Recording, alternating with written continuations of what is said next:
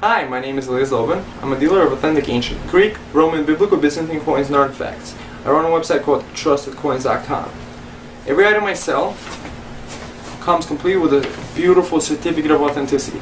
This certificate of authenticity provides you with a lifetime guarantee of authenticity. It also includes my signature. I've identified over 28,000 authentic ancient coins and artifacts.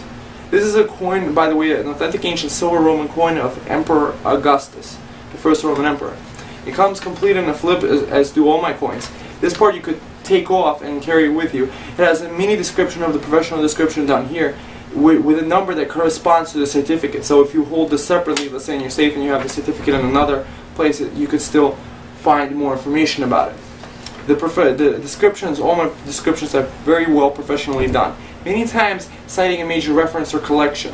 And on the back you have the historical context of the item you purchased. So even if you're brand new to the collecting field and you're interested in getting into it, this makes a great gift for yourself, a great gift for others, and I believe, to the best of my knowledge, this is the best investment you could invest into. I enjoy it. So visit my site, Trusted Coins, for that. Today, I'm going to be reading the biography of Roman Emperor Trajan Decius.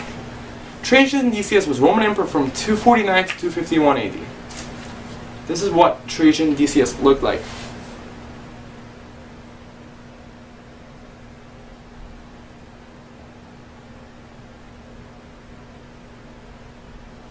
I actually have a lot of coins about Trajan Decius. You might want to check them out in my store. So here goes. Trajan Decius was Roman Emperor from 249 to 251 AD. In the last year of his reign, he co-ruled with his son Heirlooms Etruscus, until they were both killed in the Battle of Abritus. Decius, who was born at Budalia, near Sirmium, province of Illyricum, in the Danube. Decius was a distinguished senator who had served as consul in 232 AD, had been governor of Moesia and Germania Inferior soon afterwards, served as governor of Hispania Tarraconensis between 235 to 238 AD, and was urban prefect of Rome during the early reign of Emperor Philip the Arab. Around 245, Emperor Philip entrusted Decius with an important command on the Danube. By the end of 248 or 249, Decius was sent to quell the revolt of Pacatianus and his troops in Moesia and Pannonia. The soldiers were enraged because the peace treaty signed between Philip and the Sassanids. Once arrived, the troops forced Decius to assume the imperial dignity himself instead. Decius still protested his loyalty to Philip, but the latter advanced against them and was killed near Verona, Italy. The Senate then recognized Decius as emperor, giving him the attributes of Trajanus as a reference to the good Emperor Trajan. During his reign, he proceeded with several building projects in Rome, including baths of Decius, which were completed in 252 and survived through to 16th century.